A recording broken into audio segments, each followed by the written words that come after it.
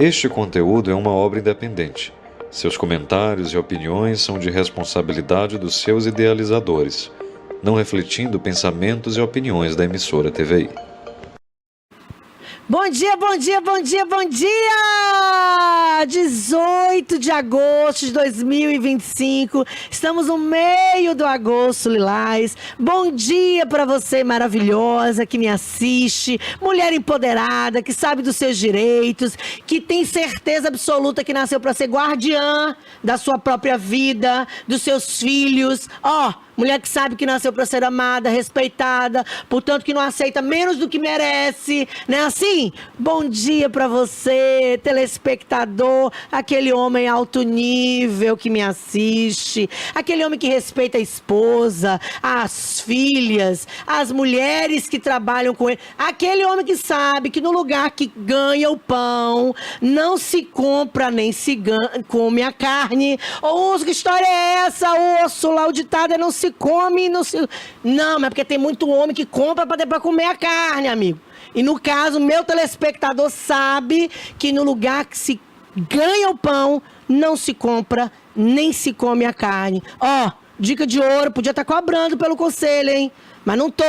Tá de graça. Aquele homem maravilhoso que passando na rua, tá vendo uma mulher precisando de socorro? Não vai fingir que não viu. Porque tem certeza que em briga de marido e mulher, ele mete a colher sim pra ajudar. Porque a mulher desconhecida de hoje pode ser a mãe amanhã. Pode ser a esposa, pode ser a filha. Não é verdade? Portanto, o homem que me assiste aqui na TVI News é um homem alto nível. E hoje,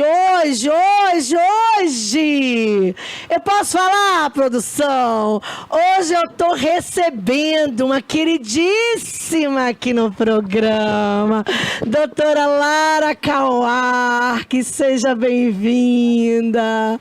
Querida advogada, militante, feminista, forte, guerreira, lutadora, não é assim? Mulher. Mulher, eu acho que de todos, mulher. Mulher. Professora, ai que coisa linda. Obrigada. Seja bem-vinda. Muito obrigada. Muito mesmo. Obrigada. Muitos anos sem te ver. Muitos anos. Estudamos juntas. Fizemos direito juntas. Não foi? Uma parte ali antes de eu mudar para Minas Gerais, estudamos juntas. Assim, algumas matérias, porque você era de manhã, eu à noite, mas a gente fez algumas coisas juntas. Fizemos. Não lembro assim com tanta certeza quais coisas, mas fizemos. A gente fizemos interdisciplinares, semana jurídica. Isso, a semana jurídica. Ai, que coisa linda. Seja bem-vinda, Lara. Obrigada. Ainda mais nesse mês tão simbólico que é o Agosto Lilás, o mês de enfrentamento à violência doméstica. E eu já quero começar te perguntando o que significa o Agosto Lilás para a doutora Lara Kauark. Úrsula, eu acho que tem meses que são emblemáticos para quem trabalha com violência. Março, agosto, dezembro. Agosto é o mês de nós relembrarmos e combatermos a violência de forma estruturada pelo Estado, né, com palestras, com tudo. Eu acredito que agosto é a lembrança do que a gente não pode esquecer durante todos os meses do ano. Boa, verdade. Tens razão. Lara, agora tem explicação para ocuparmos o 5º lugar como país, o 5º país do mundo que mais mata mulheres? Por que essa realidade tão nefasta nos alcança? Porque nós não aprendemos a contar a história da mulher do jeito que ela deve ser contada. Nós crescemos num ambiente machista, num ambiente opressor, crescemos em um local em que a mulher é debilitada, ela é agredida. Então, como é que eu faço para colocar a mulher num local pequeno? Eu esqueço de dizer a ela quem ela é.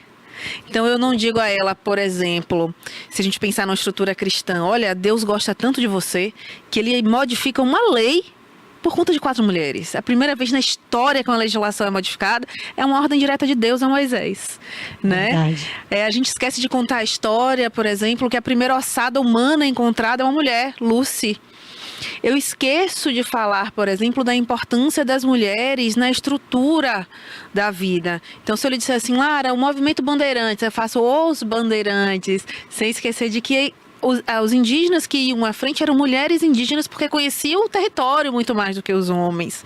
Então, não é só um número, é uma estrutura criada para nos apequenar, invisibilizar, e isso tem um porquê.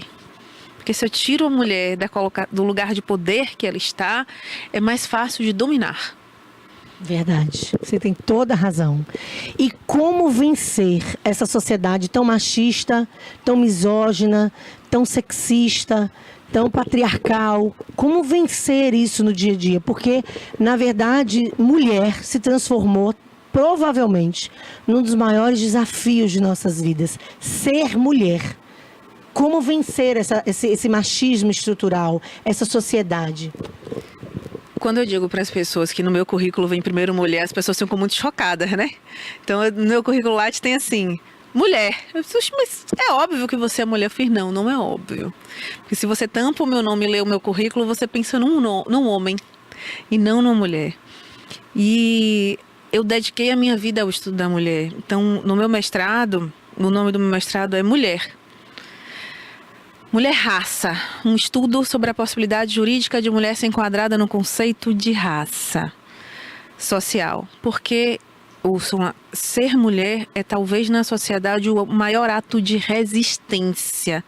Eu digo que ser mulher é um ato político de resistência. Nós nascemos preparadas para ocupar espaços de poder. Como é que eu venço segregação? Como é que eu venço invisibilidade? Como é que eu venço violência?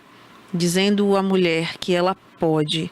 E trabalhando uma educação holística. Então, assim, sua filha gosta de balé? Ótimo, coloque no balé. Mas você vai colocá-la no judô, no jiu-jitsu, na capoeira. Você vai ensiná-la a dirigir. Você vai fazer com que ela tenha autodeterminação. E que ela consiga escolher. E assim, parar com algumas coisas, assim, na criação dessa mulher. Fecha a perna.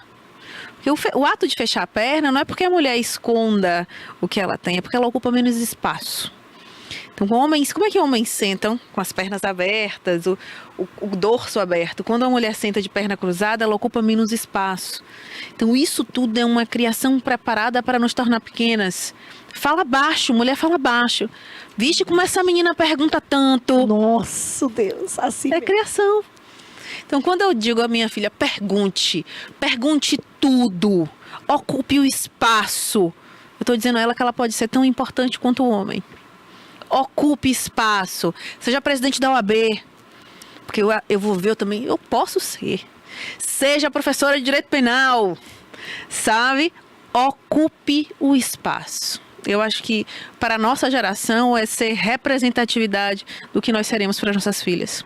Boa, que coisa linda, tô ouvindo e tô emocionada. Nós, enquanto mulheres, temos uma missão, assim, o útero nos compete. Deus não deu útero ao homem, é só para a mulher. E, na verdade, mais do que o útero, é o gestar, é o maternar, é o educar. Eu costumo dizer que nós temos em nossas mãos a possibilidade da mudança real. Porque quem mais está ali ensinando, educando, admoestando, mostrando o caminho para os nossos filhos, inclusive homens, as mulheres desse país. Então a gente precisa se despir de todo o machismo estrutural, inclusive para educar os nossos filhos a fim de que eles façam a diferença amanhã, né? Isso é muito importante. Mas me diga uma coisa, Lara, como é ser advogada de e para mulheres? É uma missão de vida. Eu quando era estudante, acho que você vai lembrar disso, eu dizia que eu queria ser juíza. Você é advogada jamais! Como é que eu me torno uma advogada de mulheres? Eu sou atravessada por um caso, em 2011, de uma mulher que sofreu uma tentativa de homicídio no Jardim do Ó. O marido passou por cima dela com um carro. Meu Deus do céu! Jesus! Esse caso marca quem eu sou. Todo mundo que me pergunta, por que você é advogada? Eu digo, por causa de Ingrid. Então, quando Deus manda isso para mim, e isso marca e mexe com a minha trajetória, é ali que eu decido ser advogada. É naquele instante. E porque ela me fez compreender o que era violência psicológica. Porque quando a gente conversou com a mãe dela, a primeira coisa que ela disse foi: mas doutora, a gente não sabe o que aconteceu. Ele era tão bom, dava de tudo para ela. Então, ele não era bom porque tratava bem, porque cuidava, porque amava. Era porque supria as necessidades básicas. Não importava o que ele fazia com ela, enquanto ser humano, contanto que a comida estivesse na mesa. Então, eu sou advogada. Eu digo que eu tenho advocacia de e por mulheres, né? Por conta de Ingrid. Esse processo de acolhimento, diz pra mim, porque eu preciso ouvir, mexe com o teu emocional? Todos os dias. Todos os dias. Você tá com a terapia em dia, não precisa, Lara? Semanal em dia. Eu digo... Você me entende, não entende? A terapia tá em dia porque a gente luta com muitas forças, assim. São colegas advogados que dizem assim, toda vez que eu tô na OAB eu escuto: a OAB agora é ativistazinha. E é direcionada, eu sei que é a mim. Lá vai a doida dos direitos humanos. Que mais? Já ouvi assim. A advogada, a professora colorida. Não sei se fosse um adjetivo negativo. Eu acho que eu fui me empoderando e apropriando dessas questões. E aí hoje já me apresento. Eu sou a militante. Eu sou a advogada colorida. Quebra logo. Porque pertenço a essas causas. Eu acho que para trabalhar com mulher nós precisamos pertencer, a gente precisa compreender que a dor de uma atinge a todas. Quando uma mãe perde um filho, todas nós perdemos. Quando uma mulher é agredida, todas nós somos agredidas, porque todas nós já fomos. A ONU tem um estudo interessante. A ONU Mulheres diz assim: a cada 10 mulheres, 4 sofreram violência. Eu não concordo. Eu digo que cada 10 mulheres, 10 sofreram violência. Nós somos atravessadas diariamente. Profissionalmente, emocionalmente, em qualquer ambiente. E o pior que muitas de nós, as 6 que não responderam, que não passaram, é porque não tem ideia de que passaram. Ou porque tem vergonha. Porque Verdade. tem vergonha. Porque assim, quando a gente pensa numa mulher que sofreu violência, é muito estereotipado. As pessoas acham que é apenas a mulher de uma classe baixa social. Sim. E ao contrário, o índice de violência nas famílias ricas às vezes é muito maior. Só que não procura o boletim de ocorrência, não faz o boletim de ocorrência, porque o que é que as pessoas vão pensar de mim? Eu nunca fui na delegacia. Aí eu sempre digo, vai pensar que você está se defendendo. Verdade. Né? E a gente encontra muita resistência em toda a estrutura, tanto do inquérito, quanto da dificuldade de se terminar um inquérito, da dificuldade de sair uma medida protetiva, da dificuldade de se dar a quebra da medida protetiva. Sim. Então isso tudo impacta, porque a primeira pergunta que me faz é: eu faço um boletim de ocorrência, mas eu vou estar protegida? Você garante que eu vou morrer, que eu não vou morrer? Aí eu tenho que ser Deus. Eu não tenho como lhe garantir. O que eu lhe garanto é que eu tenho maior estrutura para lhe ajudar. Sim. Mas enquanto a gente pensar na nossa mulher fragilizada, diminuída, que não vai se defender, mais força o judiciário ganha. E aí eu digo judiciário porque nós estamos numa cidade de 180 mil habitantes. Sim. Ilhéus tem 188 mil habitantes. Sim. E não tem uma vara de violência doméstica. É uma vergonha. E aí quando você pergunta, ele diz assim: doutora, mas não tem, não tem vazão. Eu não tenho um número suficiente para criar a vara. Eu fiz: então a gente tem um problema. Porque a delegacia da mulher não para. As medidas protetivas não param. Então se não tem inquérito, onde é que está o gargalo? Sim. Por que essas ações penais não estão sendo oferecidas? Sim. A gente tem algum problema. Sim, além de toda a subnotificação, que a gente sabe que é uma realidade, né? Mas eu penso assim como você, que nós já somos um polo que deveria ter sido alcançado por uma vara de violência doméstica. Ia desafogar nossas estruturas criminais e nós teríamos um olhar mais especializado. Sim. Porque as pessoas começam a colocar na balança. Foi só uma ameaça. Não é que foi só uma ameaça, é o início da violência ali. Claro. Então, quando eu não tenho uma sentença, quando eu não tenho a propositura da ação penal, eu tenho um problema. Que eu digo Sim. pra mulher que tudo bem você ser ameaçada. Sim. Tudo bem você levar um tapa, já que não deixou tanta marca. Tipo, não vai dar em nada Não vai mesmo dar em se nada você for mesmo. lá. Tá ótimo. Às vezes o processo de empoderamento da mulher é mesmo um grande desafio para todas nós. Eu digo que em algum momento a gente deixa de ser advogada para ser psicóloga, inclusive. Aliás, mais do que nunca, eu acho que os cursos de direito deviam ter mais matérias ou horas, no sentido de fortalecer o nosso emocional e de nos ensinar a lidar com as dores alheias, né? Mas o processo de empoderamento, ele também é mitigado, Lara, me permita dizer, por essa estrutura do judiciário que diz todos os dias para nós, não, Itabuna, Ilhéus, sul da Bahia, então, não é tão, sabe? Tem uma lei que obriga o funcionamento das DEANs 7 dias por semana, 24 horas por dia, mas está aí. Não funciona. A resposta não tem estrutura. Não tem estrutura. Nós temos aí, os últimos estudos apontam que o Tribunal de Justiça da Bahia é um dos mais lentos para se deferir as medidas protetivas. Né? Já temos os tribunais de justiça aí do Pernambuco, outros lugares, que pode pedir a medida protetiva online, que já sai uma coisa mais rápida, full time. E o da Bahia é um dos mais lentos. Então, como lidar com esse processo de empoderamento e todas essas limitações? É um desafio. É um desafio, mas eu acho que como boa professora eu vou lhe dizer, educação. Educação salva, modifica, reestrutura as pessoas. Mas eu não estou falando da educação de 2 mais 2 é 4, ou de uma correção ortográfica. Eu estou falando de educação social. Boa. Porque dói, Úrsula. Quando eu escuto assim, isso é mimimi. Na minha cabeça vem assim, nossa, como o processo de educação machuca. Porque ele machuca, porque vai na sua ferida. Quando eu lhe digo, não pode chamar o gordo de gordo, o feio de feio, não pode dar apelido besta. Eu estou lhe dizendo à pessoa que você precisa se reeducar. É difícil. É difícil numa sociedade que vai ver uma rede social de 30 segundos e acha que está informada. Que você não consegue entender uma estrutura legislativa e você julga com base no que fulanos, o que a fake news lhe instrui. Nós perdemos a habilidade de uma educação crítica. Verdade. E isso faz com que a gente abandone situações de justiça real. E aí a gente cai num outro lado que também me incomoda muito, que é transformar quem fala em herói. Porque o herói, ele fica ali, ele fica afastado, ele é de difícil acesso. Então eu digo sempre, eu não quero estar numa base de herói, de heroína, mas eu quero estar na base de gente, para multiplicar a informação. E multiplicar a informação é importantíssimo, assim. Eu já dei palestra em igrejas evangélicas, em presídio. É estar atento ao público e falar com a língua que a pessoa vai entender. Boa. Porque senão fica muito legal dizer assim, olha, por que a medida protetiva... Não, a Dona Maria... Verdade. É assim. Senão fica inócuo.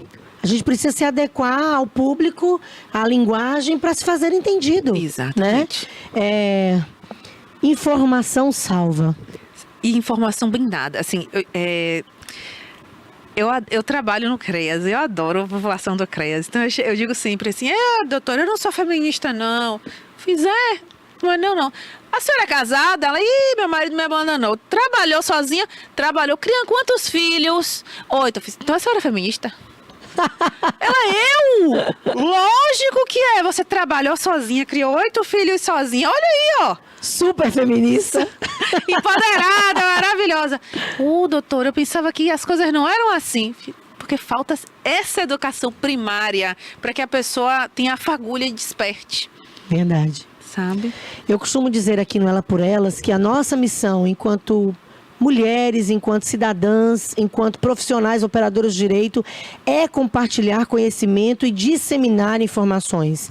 Apesar da Lei Maria da Penha ser uma coisa que a gente fala todos os dias e parece um assunto tão maçante, os últimos estudos nos apontam que grande parte da população feminina desse país não conhece a Lei Maria da Penha.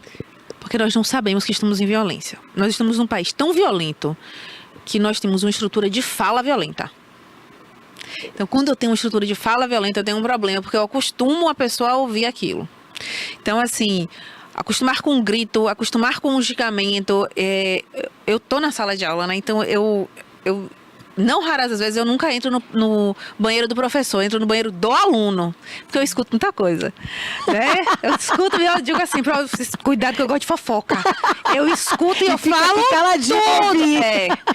E aí, numa dessas conversas, uma aluna se referindo a outra como vagabunda, nananã, um xingamento, assim. Sim. Fulana, nananã. E aí o xingamento veio. Eita. E elas estavam confortáveis com aquilo. Sabe quando você se identifica que não tinha nenhum problema naquilo? Gente, quando um terceiro usar a mesma palavra para se referir a ela, Meu não Deus. vai ter problema porque ela está acostumada.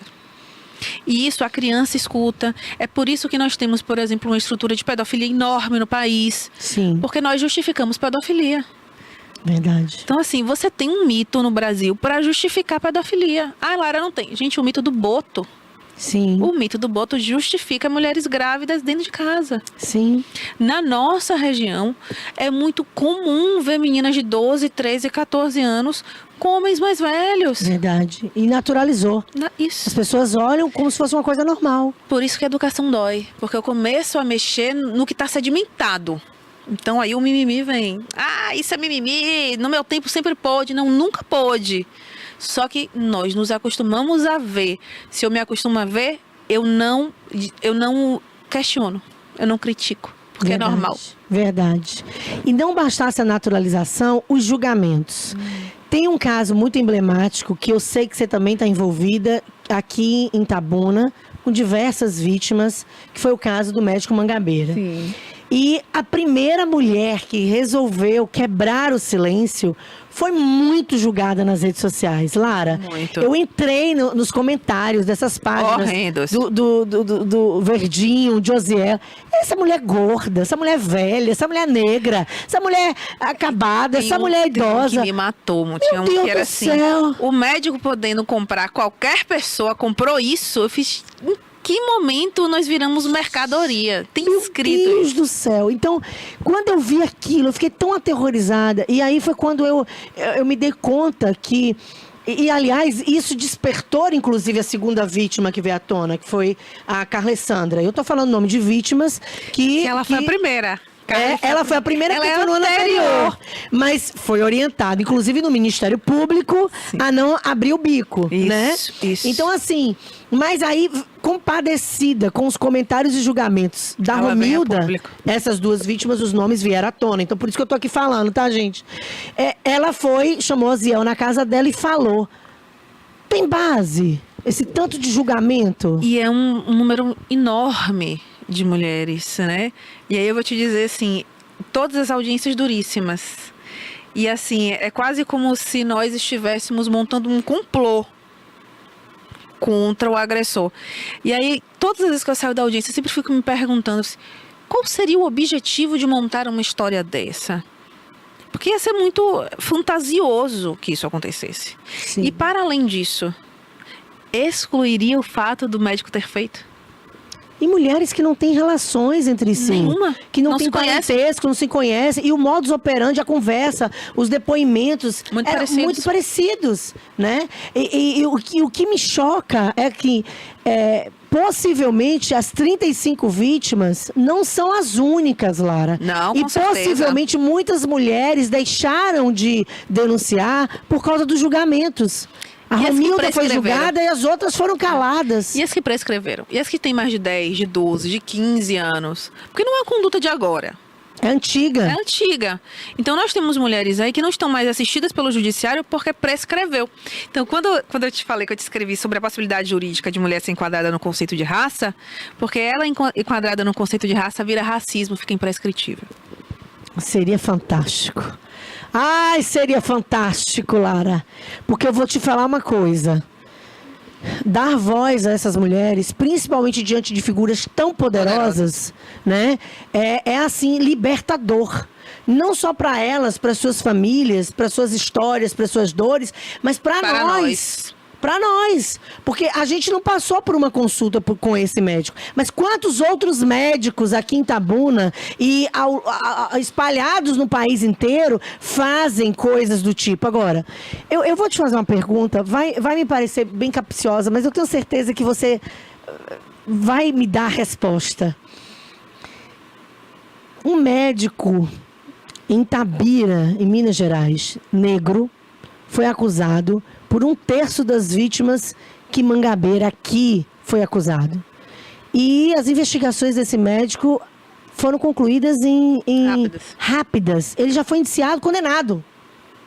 Por qual motivo isso aconteceu ali em Minas Gerais com um médico negro, com 1/3 das vítimas do daqui, e o daqui ainda está aí impune, almoçando em restaurante, dirigindo normalmente, como se nada tivesse acontecido? Tá aí a resposta. Existe uma resposta, existe uma cor, né? No Brasil, a violência tem cor. Aliás, o judiciário quer que a violência tenha cor. O judiciário quer que a violência tenha cor, que a vítima tenha gênero e que nós permanecemos caladas e calados. Então, no Brasil, a vítima ela tem que ser ou mulher ou da comunidade LGBTQIAPN+. Sim. E o agressor tem que ser preto. Aí funciona. Rápido. Rápido. Vai funcionar rápido porque é o que o sistema quer, é o que ele busca. Porque a gente sabe, Úrsula, quando a Ranger para, a cor da pessoa que a Ranger parou primeiro. A gente sabe. Sabe. Sim. A gente sabe qual é a estrutura de funcionamento que o Estado quer encarcerar. E qual é a outra estrutura que ele, de alguma maneira, ele vai facilitar. Isso é criminologia pura. É. Não tem jeito. E o sentimento de impunidade que tudo isso nos traz, de sufocamento social? Eu digo assim, ó, tem dias que a única coisa que eu tenho vontade é chegar em casa, ligar o chuveiro e tomar um banho quente para reestruturar a cabeça. Porque toda semana eu tenho uma mulher que me liga gritando. Porque como eu tô na ponta, ela me liga em desespero, eu preciso ir para a delegacia. Ele vai me matar. E tantas outras que dizem assim, doutora, R$300 de pensão, porque também é violência.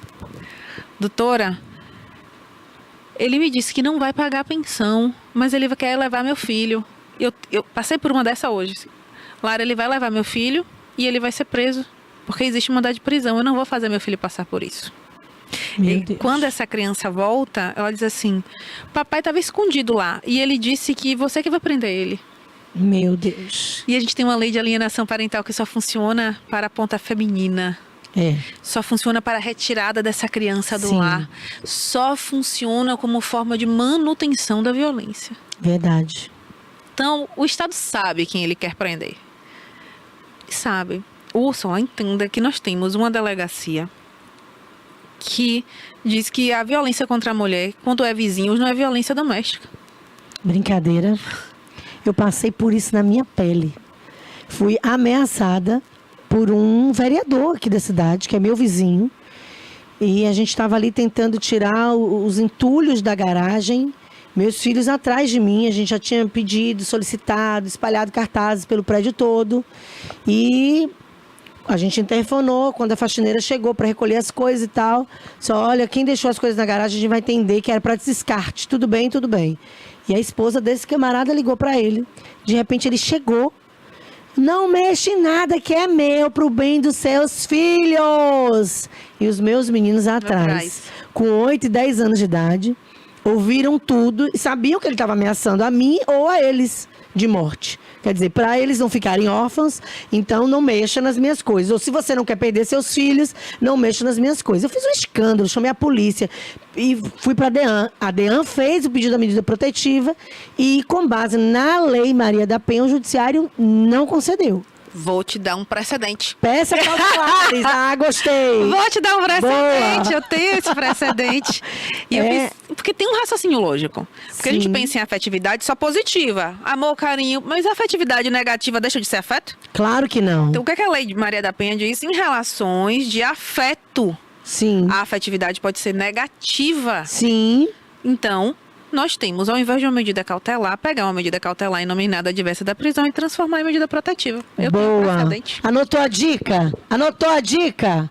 Anota a dica, hein? Pra aquele vizinho mala que te ameaçou, que te agrediu de alguma maneira. Anota a dica. Eu vou pegar a dica, porque o meu continua lá. E eu tô de olho nele, hein? Tô de olho. Lara, ó. O momento chegou. Tu tá vendo a produção dizer, encerrou. Encerrou. Termina. Eu ficaria aqui, Lara, horas conversando. Foi uma delícia, está sendo uma delícia. Mas a produção já tá aqui avisando que encerrou. Ô, Cássio, só 5 minutinhos, por favor. Lara, olha para aquela câmera ali e se direciona para as mulheres nesse agosto lilás que estarão nos ouvindo, que estão nos ouvindo, que vão nos ouvir pelo YouTube, porque fica gravado, vai para as redes sociais. E direciona ela falando sobre a importância de denunciar, dos canais de denúncia, como que essa mulher deve se posicionar. Deixa o teu recado. Primeiro, eu quero te agradecer profundamente. E te dizer que foi muito bom o nosso reencontro. Foi muito bom. Muito e mesmo. A gente ainda precisa do café. Precisamos. Ela precisa que sair o café. Precisa. Nunca vi, tô parecendo mineira. Tá. Tu é mineira, Lara? Só fico prometendo café. Mineira é assim, mineira diz, bora encontrar, nunca encontra. E pra você, mulher, o que eu tenho pra dizer? Que você lembre que ser mulher é um ato político de resistência, que nós somos a mudança que o mundo precisa e é através de nós que surge, permanece e se mantém a vida. Se é através de nós, por nós e para nós, nós precisamos começar a aprender a nos defender, a ter orgulho de quem somos e principalmente a olhar a outra mulher não como uma rival, e sim como uma amiga que precisa de uma mão estendida e estender a mão sempre a toda e qualquer mulher. Ser rede de apoio para quem precisa e ser força para a retirada de quem também lhe pede ajuda. Coisa linda! Eu sabia que o programa de hoje ia ser, balacobaco.